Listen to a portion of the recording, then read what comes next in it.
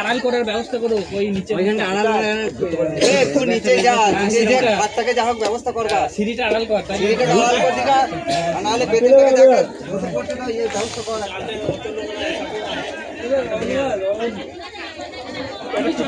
কাপড় খবর কিছু আছে? এই কোনটাতে বাড়িটা পড়েছিল, এইখান থেকে আগুনটা প্রথম শুরু। আমি বালতি থেকে জল নিয়ে মগে করে ছুটছি, আমার হাতটা যখন পুড়ে গেল তখন আমার মেয়ে ছিল কোনো আর উপরে উঠো না। কিছু পয়সা ছিল উপরে, পয়সাটাও বার করতে পারি নাই, সেও পুড়ে গেছে। কত টাকা ছিল? 17,000 টাকা। 17,000? হ্যাঁ, 500 করে লোড। পুড়ে গেছে সব। ওপরটা কি ব্যবহার করতেন? হ্যাঁ, উপরে দুটো তক্তা ছিল আপনার, তারপরে এমনি বালিশ, কেতা, লেপ, এই বড় বউদের লেপ, ছোট বউদের লেপ, আমাদের নিজেদের সংসারের লোক সব মাল এখানে থাকতো, তোলা থাকতো। ওপরটা শোয়া বসা করতেন?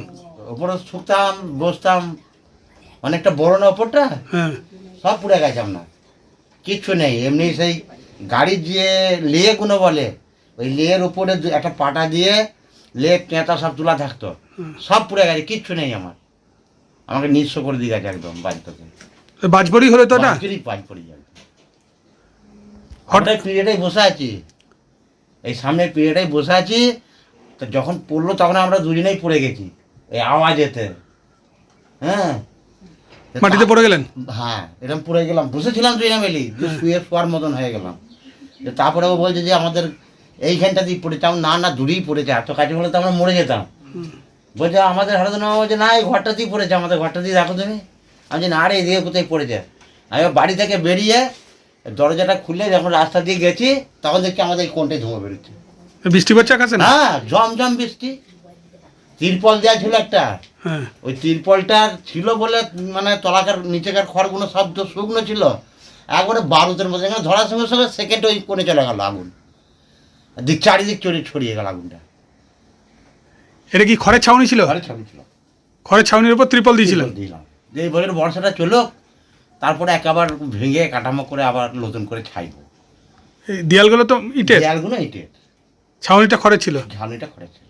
গোটা গ্রামের মানুষ এসে সাপোর্ট করেছে, অত জলও ভিজে ভিজে সব চলে এসছে। আওয়াজ পেয়ে খবর চিৎকার করলেন নাকি?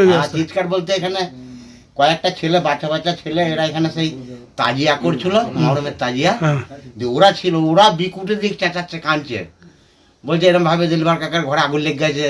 বলছে এরকম ভাবে একটা মনে হলো আগুনের গুলা যেন ওই কোনটাতে তোমার পুড়ে গেল, আর ওটা পড়ার সঙ্গে সঙ্গেই ঘরটা আগুন হয়ে গেল।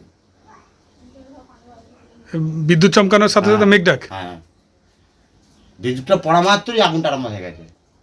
আপনার কি নাম? আমার নাম দিলবাহার মল্লিক। এটা কোন গ্রাম? এটা জামার দক্ষিণ পাড়া।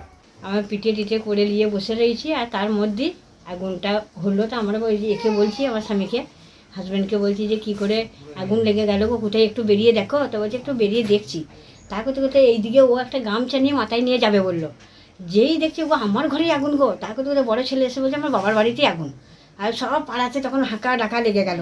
ছেলে বলছে তাড়াতাড়ি একটু মাইকে হেঁকে দাও, তাড়াতাড়ি যাতে আসে, আমাদের একটু আগুনটাকে রক্ষা করো। বাড়িতে সব কিছু সব পুড়ে শেষ হয়ে গেল, আমার আর কিচ্ছু নাই। আমি কেঁদে কেটে উঠিয়ে মানুষকে কিচ্ছু করতে পারছি না, আর কেউ তো আগুনের ভয়ে শিকার জন্য কেউ যেতে পারছে না। দাও দাও করে জ্বলছে, দাও দাও করে, এরকম আগুন দৃশ্য দেখা যায় না। আমার পাড়ার মেয়েরাই সাক্ষী দেবেন, এমন জ্বলন, এমন যে এই বিদ্যুতের যে এরকম আওয়াজ, এরকম পুরা আমি কোথায় দেখি না, আমার জীবনে এইবারই দেখলাম। একই সাথে বৃষ্টিও পড়ছে, মেঘও ডাকছে, মেঘও ডাকছে চরম চরম করে। কেউ ওই জন্য বৃষ্টিতে আসতেও চাইছে না জনগণরা। তবুও সেই লাস্টে যখন পানির বৃষ্টিটা একটু কমলো তখন অনেক লোক এসে, আকাশ থেকে বৃষ্টি পড়া অবস্থাতেই জ্বলছিল এটা? এটাও জ্বলছে। আমি আশ্চর্য হয়ে যাচ্ছি, এটাই আমার বলা যে এত জল হলো, এত জল হলো কেন না তিলপল ভিজেছে, খড় ভিজেছে, তার মধ্যে এইরকম কেন সাংঘাতিক আগুন, আমি কিছু বুঝতে পারলাম না। আমার সেই দিন থেকে না আমি মানুষ নেই, আমি কাটিয়ে ঢাল উপর করে শেষ হয়ে যাচ্ছি জানেন। কি কি এত কি কি ক্ষতি হয়েছে? আমার অনেক কিছু ক্ষতি হয়ে গেছে। আমার 12 বস্তা ল্যাপ কেতা ব্ল্যাঙ্কেট সব কিছু বাদ নেই, সব করেছি।